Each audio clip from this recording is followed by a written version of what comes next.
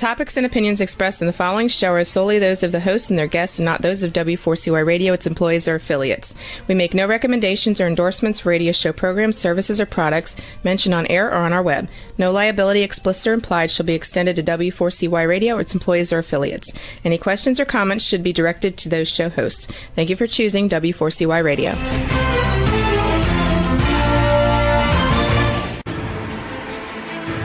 What's working on purpose anyway?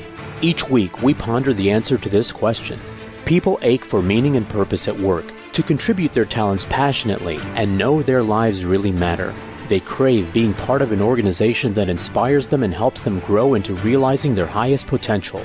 Business can be such a force for good in the world, elevating humanity. In our program, we provide guidance and inspiration to help usher in this world we all want, working on purpose. Now, here's your host, Dr. Elise Cortez.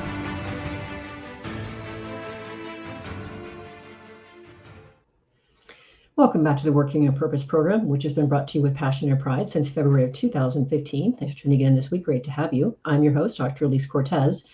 Most leaders are sitting on untapped human energy. I help them unlock it. That's my jam. I'm an organizational psychologist, logotherapist, workforce advisor, and the founder of the Gusto Now movement. But my real title that I go by pretty much every day is I just simply traffic in energy, not the service kind that of motivation or another engagement initiative, but the deeper force of what I call gusto, the life force for performance that drives commitment, perseverance, and genuine ownership of a shared mission in the clients that we serve.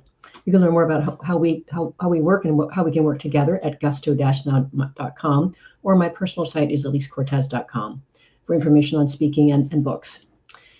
Today's program, we have with us back Steve Brown, a leading voice in the conversation on artificial intelligence. He is a former executive at Google DeepMind and Intel, has delivered hundreds of engaging information-rich keynotes across 5 continents, inspiring audiences to take action with AI. He's the author of The Innovation Ultimatum, How 6 Strategic Technologies Will Reshape Every Business in the 2020s, which we talked about in an earlier episode.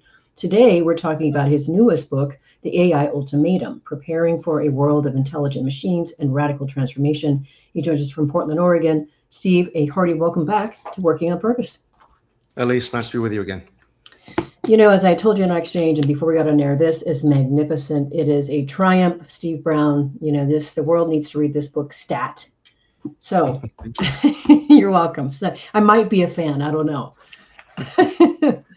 So it was a labor of love. So I'm glad you enjoyed it. I appreciate that. You know, and you know, as a fellow author, I appreciate when somebody really reads my books too, or my book, and has something to say and relates to it. And I really, really think there's so much in this. So I want to start with the foundation of your book that I think is really, really beautiful. And so you talk about how the AI Ultimatum is more about technological adoption. It requires reimagining how value gets created when cognitive limitations dissolve, and how competitive advantage emerges when analytical capacity becomes abundant, and how human potential expands, I love that, when augmented with artificial intelligence.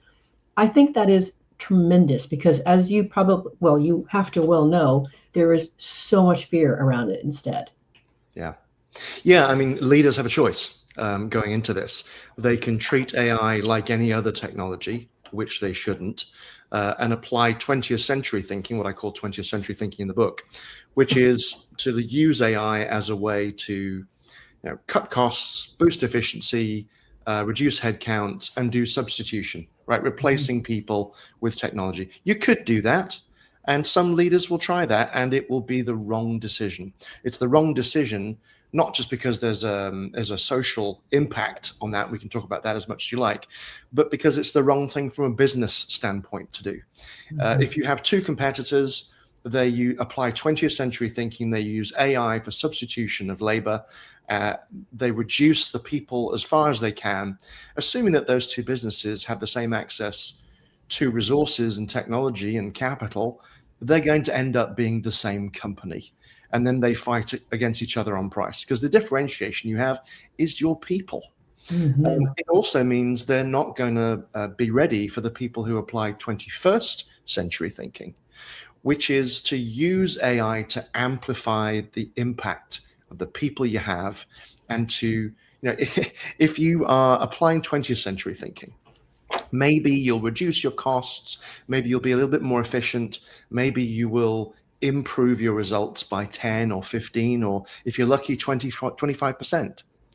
If you apply 21st century thinking, the approach I talk about in the book, maybe you can amplify your impact and think about boosting your results 10x or 20x or 50x. And the companies that do that will leave the 20th century companies behind.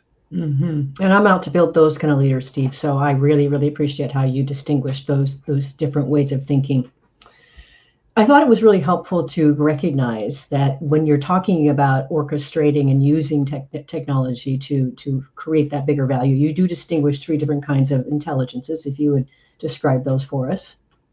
Oh, three different types of agents. Yeah. Agents. So well, let's talk about agents and what they are. So first, what I was looking for is the human, the artificial, and the robotic first. Oh, yeah, we can do that first. Okay. Yes. So thank you. Leaders now preside over a blended workforce with three components. The human workers that they have had to manage in the past, and now digital employees in the form of AI agents. And if there's a physical dimension to their work, then robots. And some of those will be the types of robots we've seen in the past that have built our cars for the past 40 years. But many of them will now be humanoid robots that are learning machines that learn by observing humans perform work, practicing themselves. And then once one robot learns, they all learn. And the companies that thrive will be the ones that figure out how to blend all of those three components, agents, robots, and yes, still humans, to create this workforce that amplifies the efforts of the human beings in the organization. And what I also appreciated, and I really thought, the kind of work that you're doing must be hopelessly fascinating, but what you were talking about how, the aim of considering, looking at the task, what needs to be done in the organization, and then deciding which of these intelligence shall we pull on to provide that. So with the idea being that humans provide relational intelligence, judgment, creativity, value, that you set direction, make ethical choices, create meaning, connection, trust. Those are the kind of things that we bring to the party. And of course, our job in our world, Steve, is about doubling down on humanity to make those even stronger. And then, of course, the artificial handles analysis at superhuman scale, finds patterns across impossibly large data sets, and operates continuously without fatigue. And then you already brought the robotic thing up. I think it's really important for leaders to distinguish just how distinctive those intelligences are. Yeah, and you always want to keep humans in the loop. You can automate a lot of things, and AI is great for doing things at scale, for collapsing costs and time, for handling massive data sets, for delivering hyper-personalization at scale for all of your customers, so you can be giving them offers at an individual level. There's lots of great things you can do with AI, but at the end of the day, you want humans to be overseeing that. Agents, which feel like digital employees. Okay. Right? You can communicate with them. You can give them quite complex tasks. They'll go off and work on those, break them down into subtasks and try and execute on them. They need oversight because they will make mistakes. They will hit a corner case where they can't quite get it right. They will get something wrong. They'll make an error. They will need guidance. And so you always want humans overseeing. What it means is, for us as people, is we move from doing the work to designing the work, and then ultimately overseeing the work of agents and robots. Everybody becomes a manager, no matter how junior they are in an organization. Yeah, that line really struck me in your book, that we're all, regardless of what we do in an organization, we're all going to be managers.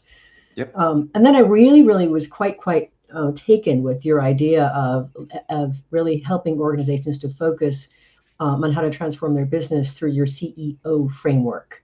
If you could describe that approach and what that entails. Yeah, I work with a lot of senior leadership teams, boards, management teams, and often, a CEO will ask me, well, where do we start, Steve? It all seems so overwhelming. We know we need to apply AI. We have limited resources. Where do we start? And I start them with the CEO framework, which is a way of finding balance And this is all about finding balance, right? The main areas you can invest with AI. Number one, you could invest in improving your customer experience.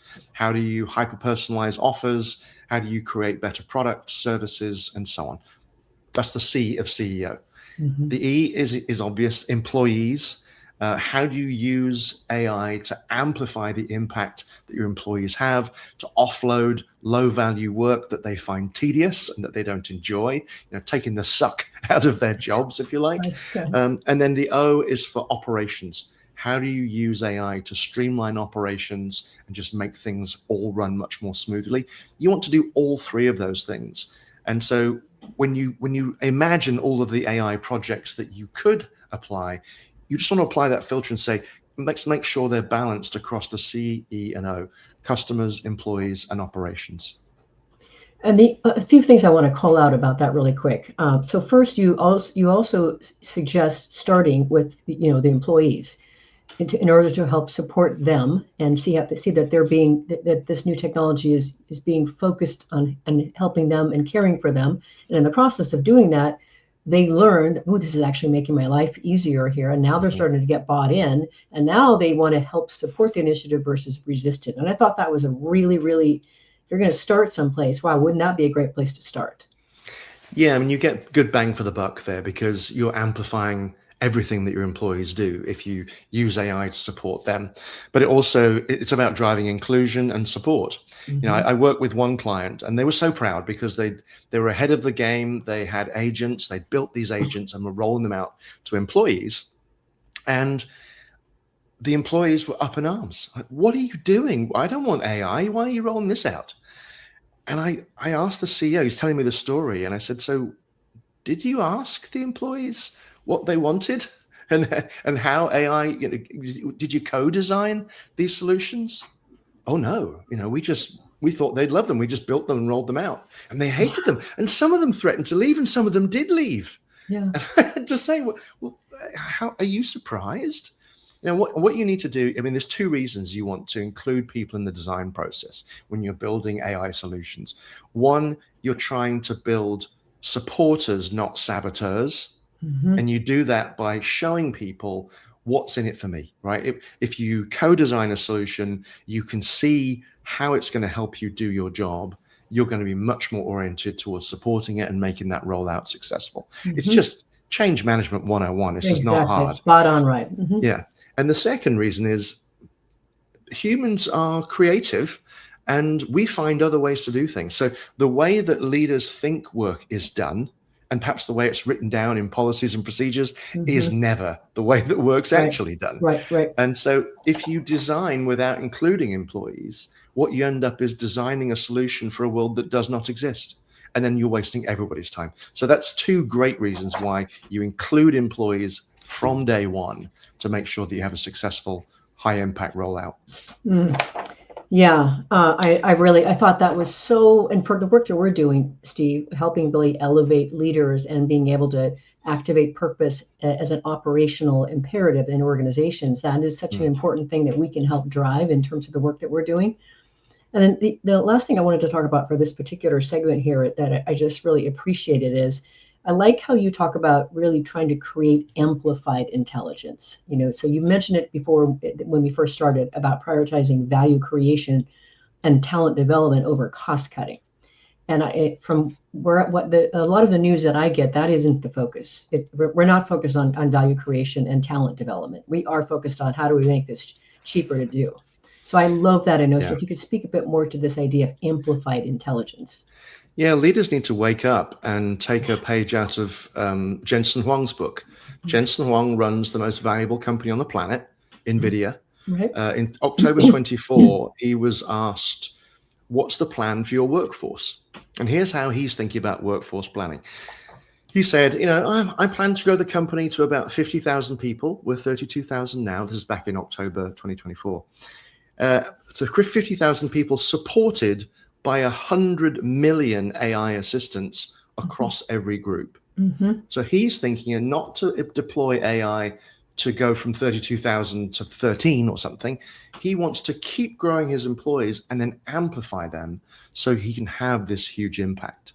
And he's planning, if I was Jensen, I don't know his numbers, but if I was him, I'd be figuring out, how do I take NVIDIA from a $4, $5, $6 trillion company to a $50 trillion company using AI? And that's the mindset every leader needs, because if your competitor is thinking that way and you're still stuck in well, how can we reduce costs? You're going to be gone 5 years from now. That is just not the right way to show up as a leader. You're doing a disservice to your organization. And ultimately, as we'll talk about in the last segment, to the world. Yeah. If every leader thinks that way, all we're going to do is turn labor into capital, right? It's the ultimate, capitalism becomes ultimately successful. Cannibalism right there. Right. But unfortunately, here's the snag with that.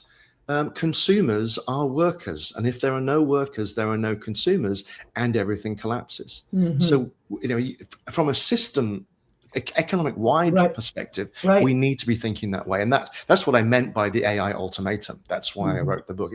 It's not just a innovate or die type of message. That's part of the AI ultimatum. But it's we got to do this sensibly and responsibly as a group. Otherwise, this will all collapse. Thoughtfully, indeed. And on that moment, let's let our listeners and viewers think about the notion of being thoughtful and intentional and conscious about these choices and decisions. I'm your host, Dr. Elise Cortez. We've been on the air with Steve Brown. He's a leading voice in the conversation on artificial intelligence. He's a former executive at Google, DeepMind, and Intel, and has delivered hundreds of engaging, information-rich keynotes across 5 continents, inspiring audiences to take action on AI. You've been hearing us talk about how organizations are starting to approach it and how they can. After the break, we're going to talk about the importance, though, of getting started. We'll be right back.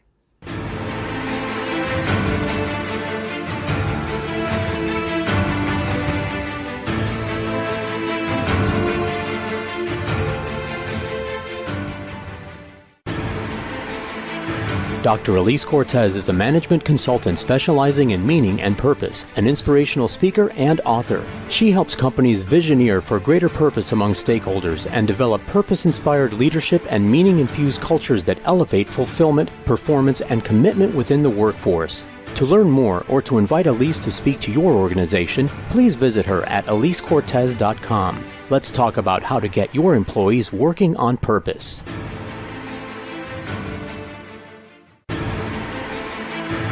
This is Working on Purpose with Dr. Elise Cortez. To reach our program today or to open a conversation with Elise, send an email to Elise, A-L-I-S-E, at elisecortez.com. Now, back to Working on Purpose.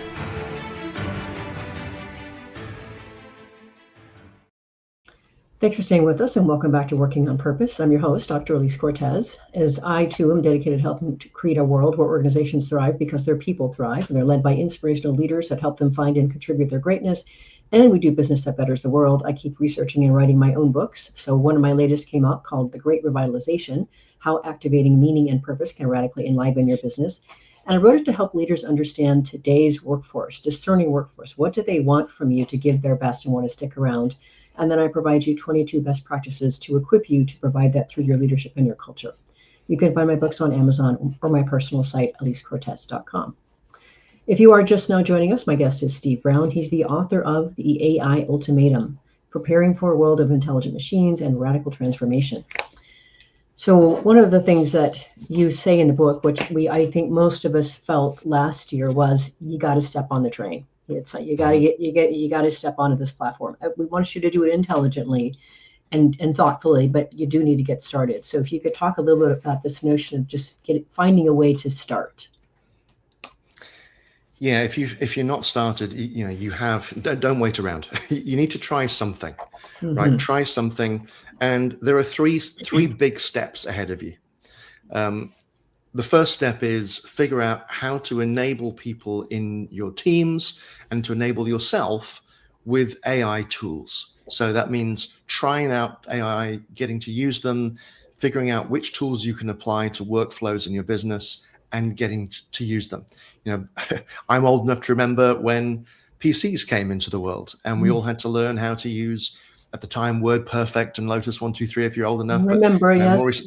Word, Excel, PowerPoint, Keynote, Google Workspace, whatever your thing is, right? You have to learn how to get the most out of those tools to have the greatest productivity and impact in the workplace. The same is true with AI-powered tools. People need to invest the time to learn how to get the most out of them. That's step one, enabling. And you need to do that step right away if you're not doing it already. Find curiosity for what's possible here. Don't be afraid of AI. The old adage about you're not going to lose your job to an AI, you'll lose your job to a person who knows how to use AI better than you is true. So invest in yourself, build your own AI acumen. That is the first step of a 3-step process. So many great things to talk about here. One thing that I thought was interesting, just from a technical vantage point, that I wanted you to speak to is you talked about how a successful AI portfolio balances different innovation types. And there were very specific things, including the looms, et cetera. If you could talk about that idea of a portfolio and some of this technical language that you brought in, looms, slide rules, things like that. Yeah, as I mentioned in the previous section, it's all about finding balance. The CEO framework is about balance between customers, employees, and operations. The other framework I offer is actually one from Roy Bahat. So I need to give Roy full credit. He's the head of Bloomberg Beta, which is their venture capital arm. And he came up with this notion of looms, slide rules, and cranes. And I simplify it in the book to offload, elevate, and extend. Let me explain what I mean and what Roy means by that. When it comes to digital employees, AI agents, they fall into these 3 categories rather neatly. So a loom is an example of a piece of technology that completely offloads a task that a human used to do, right? Humans used to weave, and now there are looms, there are machines that do all of that. So there are agents that will offload tasks entirely, things that we just don't want to do. They'll take the suck out of our jobs, right? So booking meetings for 5 people and finding a meeting room and organizing their calendars, no one likes doing that. Have an AI agent do it. Perfect job. Then there are slide rules. Now, I'm just about old enough to remember what a slide rule is. I've never really used one. I'm not sure how to use one, but it was a piece of plastic that allowed you, as when you're doing mathematical sums, to be able to speed up the process of figuring out answers to things. It doesn't help you do something you couldn't do before. It just makes it quicker. So that's an example of elevating performance, helping you do something you could already do better. Whether that is being more creative, doing it faster, doing it cheaper, whatever it might be, you're doing it better. Then the final category that Bahat talks about is cranes. You could not build Manhattan without cranes, right? Cranes are a technology that allows humans to extend their capabilities and do stuff they couldn't do before. That's the ultimate sort of rarefied category of agents that you want to be trying to build, so that you can pair these agents with your employees. And through the collaboration of an extend agent, a crane, and a human, you allow them to do something they couldn't do before.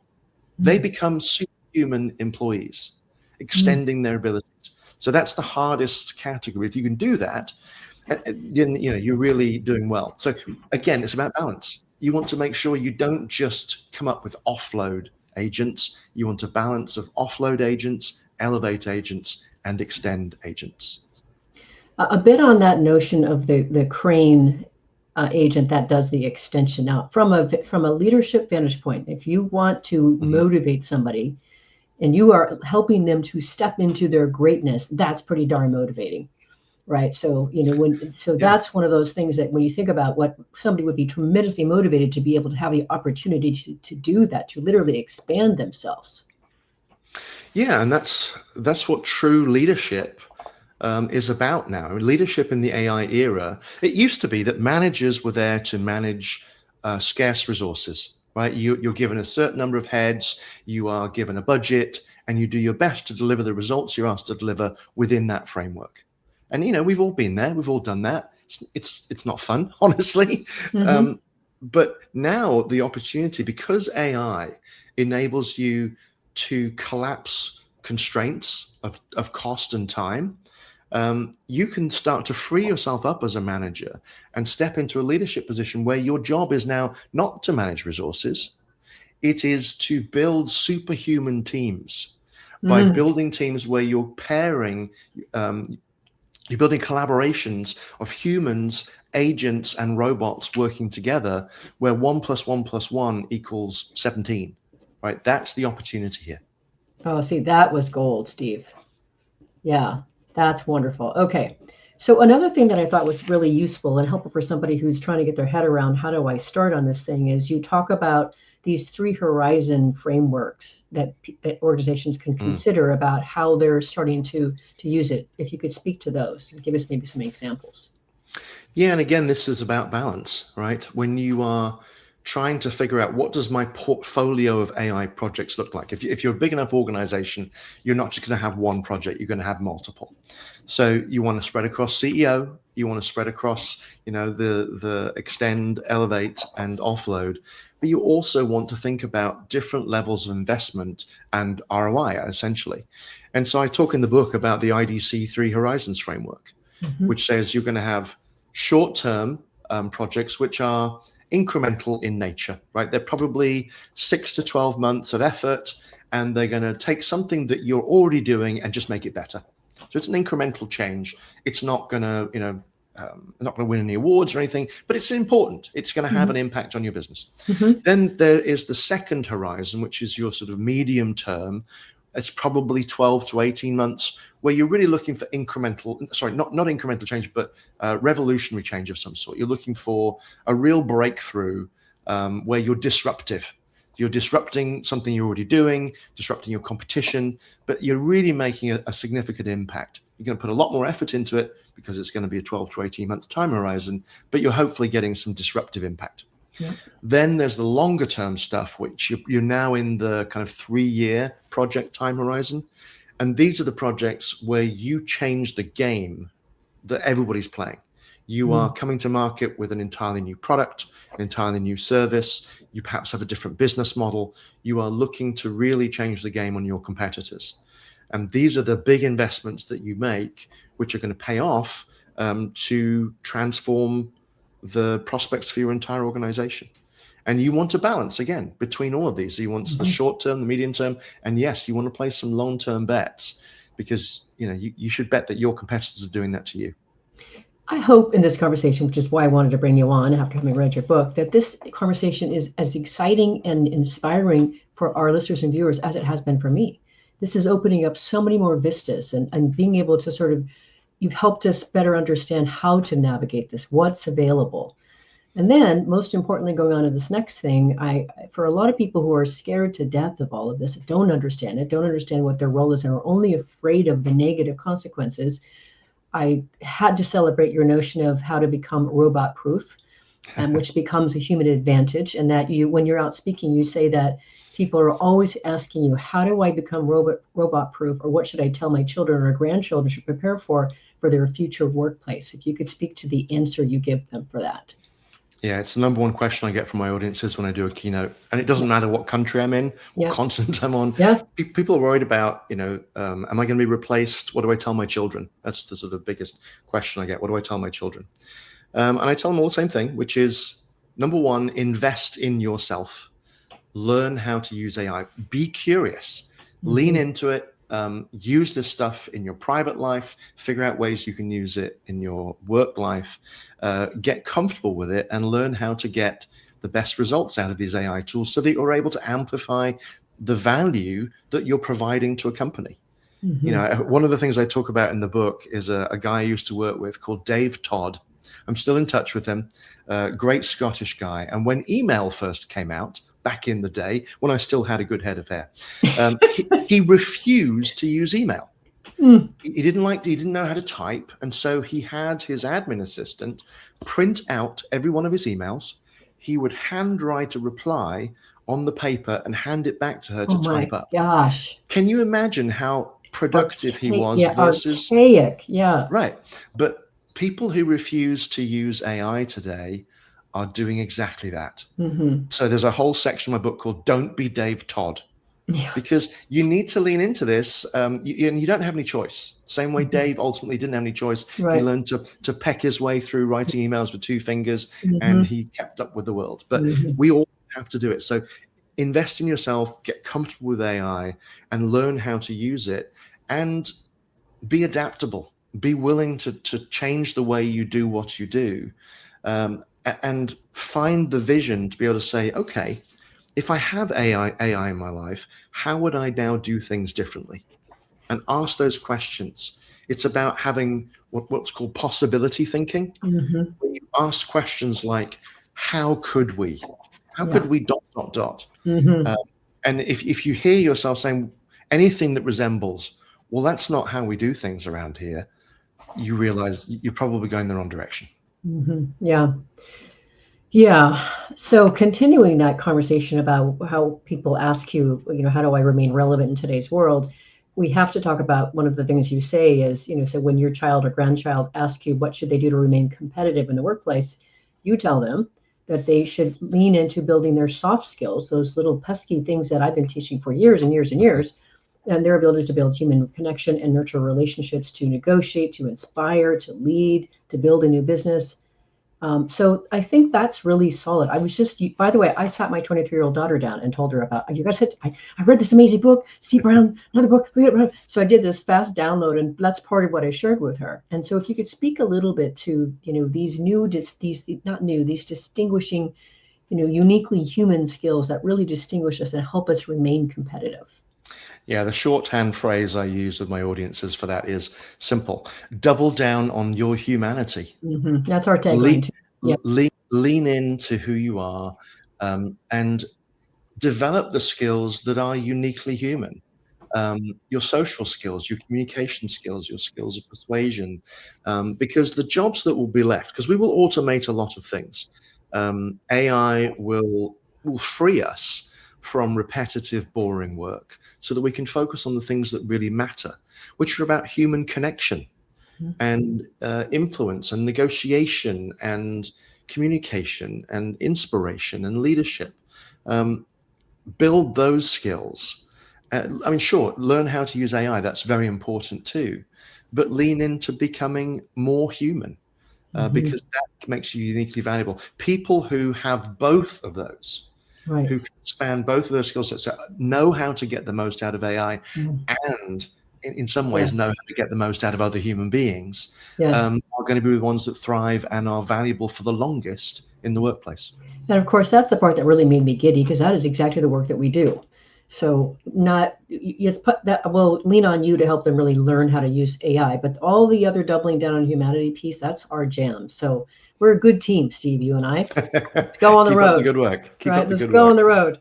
Listeners and viewers, let's take a quick break here. I'm your host, Dr. Elise Cortez. We've been on the air with Steve Brown. He's a leading voice in the conversation on artificial intelligence, a former executive at Google DeepMind and Intel, and he delivers rousing conversations on using AI.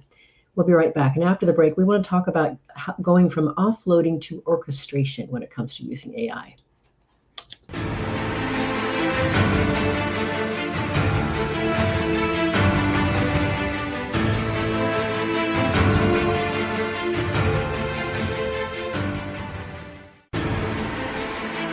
Dr. Elise Cortez is a management consultant specializing in meaning and purpose, an inspirational speaker and author. She helps companies visioneer for greater purpose among stakeholders and develop purpose-inspired leadership and meaning-infused cultures that elevate fulfillment, performance, and commitment within the workforce. To learn more or to invite Elise to speak to your organization, please visit her at elisecortez.com. Let's talk about how to get your employees working on purpose.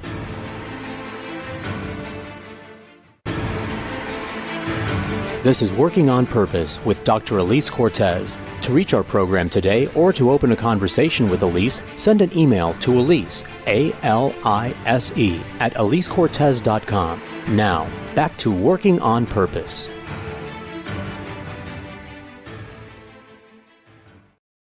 Thanks for staying with us, and welcome back to Working on Purpose. I am your host, Dr. Elise Cortez. As you know by now, this program is dedicated to empowering and inspiring you along your journey to realize more of your potential. I mentioned the last book that came out that I wrote, The Great Revitalization, that contains those 22 best practices to equip you to elevate your culture and your leadership. You can download on my website a free 3-page assessment to learn just how you're doing in terms of today's workforce. Go to gusto-now.com and you can grab it from the homepage. If you are just now joining us, my guest is Steve Brown. He is the author of The AI Ultimatum, Preparing for a World of Intelligent Machines and Radical Transformation. So there were so many things, so many pearls. It was hard to determine which. It's only about 15 topics that we can really hit here. But I definitely wanted you to say a bit more. You did already mention a little bit about this idea of orchestration. But if you could kind of talk us through how organizations can embrace that orchestration and those, 4 components of it. Yeah, orchestration is this idea of deploying a blended workforce, which is people, AI agents, so AI in the form of software, and then robots, AI in the form of hardware, and figuring out, looking at every workflow you have, splitting it into tasks, and asking the question, which of these tasks is still best done by a human? And in many cases, it'll still be a human who's the best for the job. Which is best done by an agent, and which is best done by a robot if it's a physical task. Mm-hmm. And then if it's done by an agent, what type of agent is it? Based on the conversation we had in the previous section, is it an offload agent? Is it an elevate agent? Is it an extend agent? Mm-hmm. And then look at the handoffs between them, because when you're handing off from one person to another in a workflow, you have to figure out how that information is handed from one person to another, whether it's pieces of paper that are handed down or emails or data that's in a database. If you're going between a human and an agent, or an agent to a robot, right, you still have to do the same thing. You have to figure out how does the information flow and what's the form that it flows in. How do you make it easy for a human to receive information from an AI, for example? Mm-hmm. So you're figuring out this workflow, and so that there's that level of orchestration. You also might orchestrate flows where agents are working with each other. You're going to have multiple agents working together to try and solve a problem for you. And you're seeing a lot of people working on these solutions now, where multiple agents work behind the scenes, and they appear as one agent, but behind the scenes, there's multiple scurrying away to get things done for you. And Walmart has taken that process. If you go to the Walmart app on your phone, if you have one, you will see an agent there called Sparky. Mm-hmm. And Sparky is actually a collection of agents. Behind the scenes, there are lots of agents, but it appears to you as one. And Walmart's just going to keep adding new agents underneath Sparky over time. So Sparky will seem to get brighter and more capable and more able to help you with stuff. That's awesome. It's so awesome. It's exciting. Somebody who believes in human potential and also just potential in general. This is why I get so excited about this stuff, Steve. Okay, so go ahead. No, it's an exciting time. It's easy to get, the news makes us feel a bit, we're losing our agency, and oh my God, AI is going to come, we're all out of a job. But if we do this right, we're going to amplify our ability to do great stuff. Yeah. We're probably going to accelerate scientific discovery in the next 5 to 10 years. I suspect we will see major breakthroughs in physics, chemistry, biology, medical sciences, mathematics, engineering, material science that will benefit us all. Mm-hmm. And if we do it right, it's going to make it more fun to come to work, because AI will do the stuff we don't really want to do. Right. I am with you. Got it. Okay, so now as we've continued this conversation, and organizations have begun using AI, now they've learned how to do that, the orchestration process. They've got these various ways of employing the intelligence and such. We get to this idea of AGI, artificial general intelligence. What is it, and why is it so important? So AGI is a term that's been around for some time, and it means different things to different people. So let me tell you what it stands for. It's artificial general intelligence. It's this idea that you have an AI that is able to do any task that you want. And probably the easiest definition to think of is it's an AI that's as good at every task as any human on the planet, or perhaps the best human at that task on the planet. So how far away are we from that? Some people will tell you that's coming this year. Some people will tell you it's already here, in a way. Some people will tell you, depending on their definition of how stringent they are, right, can an AI come up with new ideas on its own? We're not quite there yet. That could be another 5 years. But we're pretty close to having an AI that is able to do anything that a human can do, whether that's next year or 10 years from now. In the grand scope of time, it's pretty soon.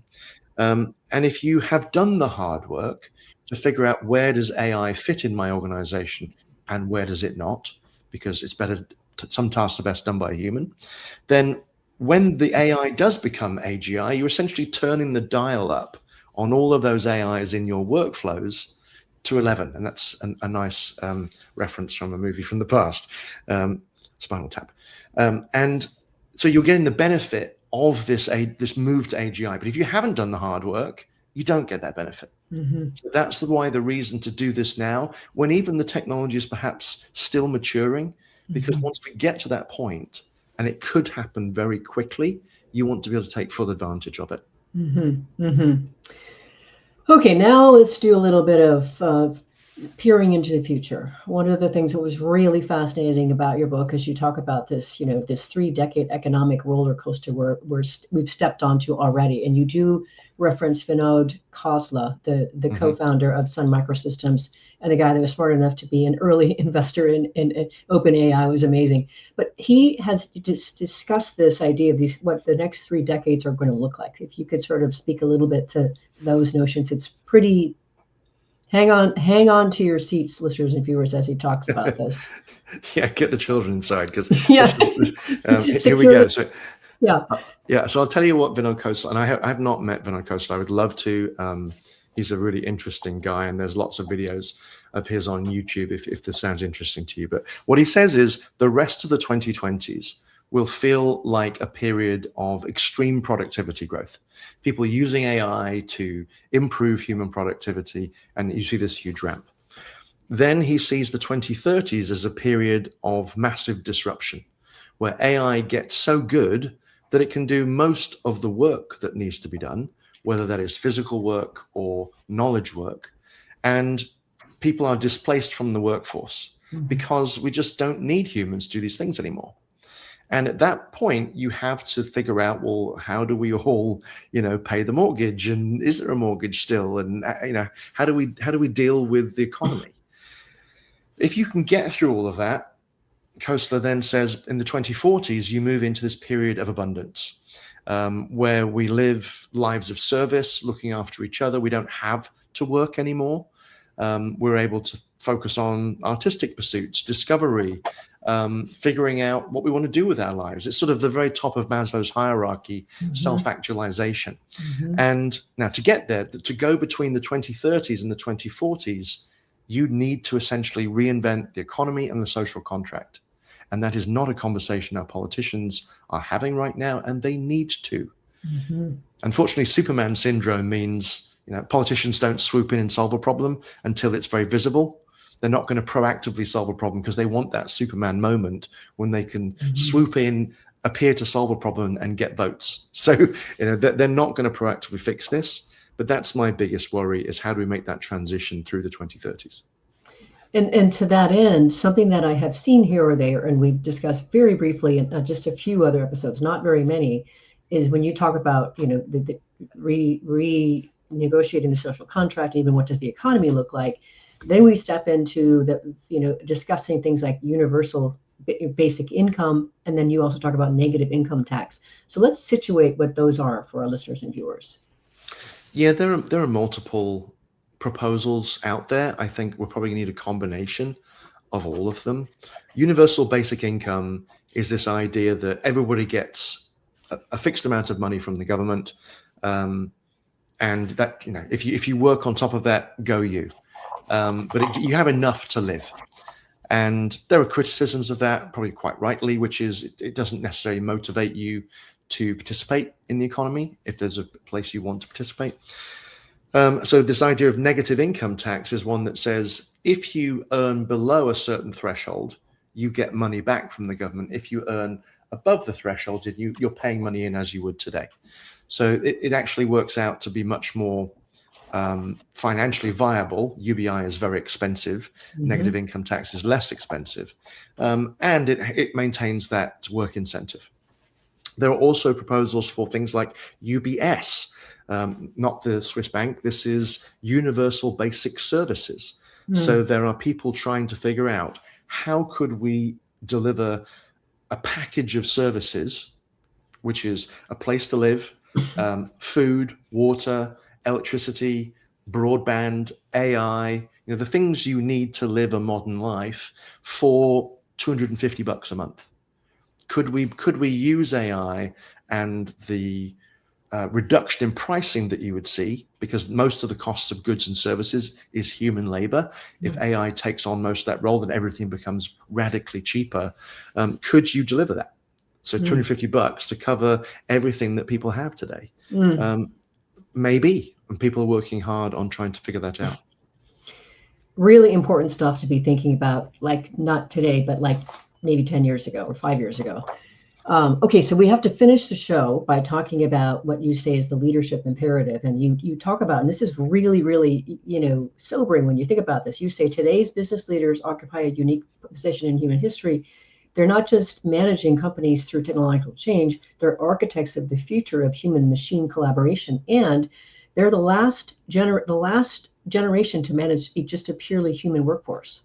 Right. So if you could talk about what is this imperative, and we'll close with that.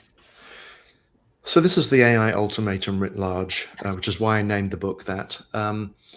Leaders have to recognize that they're not just making decisions now that affect their employees and their shareholders and perhaps their customers.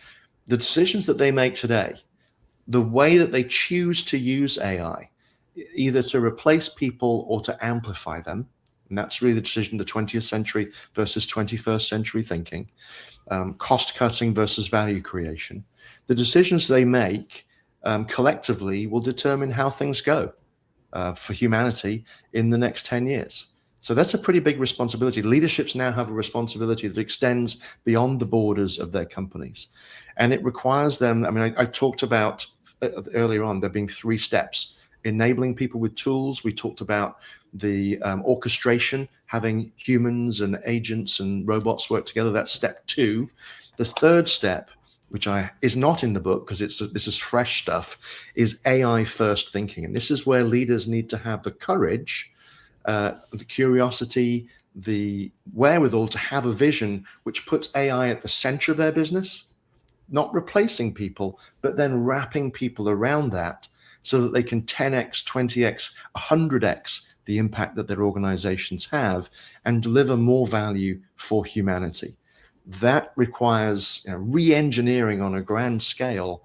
But if people have that vision, that courage, that boldness of vision, I'm excited about what organizations are going to be able to do for people. And that's what it's ultimately all about. What a beautiful way to finish. And you are such a gift, Steve. I'm so grateful to know you, to learn from you, to be inspired by you, and to now help evangelize this critical message. So thank you for writing this brilliant book, getting it out in the world now, and coming on Working in Purpose to talk about it. My pleasure. Really nice to be here, Louise. Thank you. If you want to learn more about Steve Brown and the work he does helping organizations steward the AI and technology journey, or his books, The AI Ultimatum, you can go to where to find you, Steve? Which website or LinkedIn? Where shall we find you? You can find me on LinkedIn and also www.stevebrown.ai. Perfect.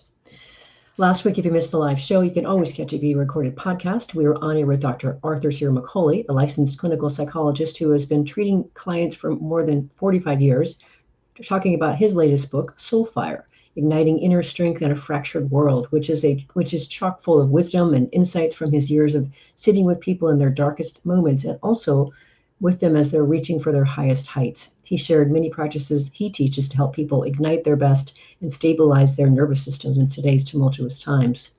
Next week, we'll be on the air with Norman Wolfe talking about his new book, Leading the Living Organization: Transform How You Lead to Deliver Extraordinary Results. See you then. Let's continue leaning into discovering how to elevate your operating system as a leader and create destination workplaces where legendary business takes place. Let's work on purpose. We hope you've enjoyed this week's program. Be sure to tune into Working on Purpose, featuring your host, Dr. Elise Cortez, each week on W4CY. Together, we'll create a world where business operates conscientiously, leadership inspires impassioned performance, and employees are fulfilled in work that provides the meaning and purpose they crave. See you there. Let's work on purpose.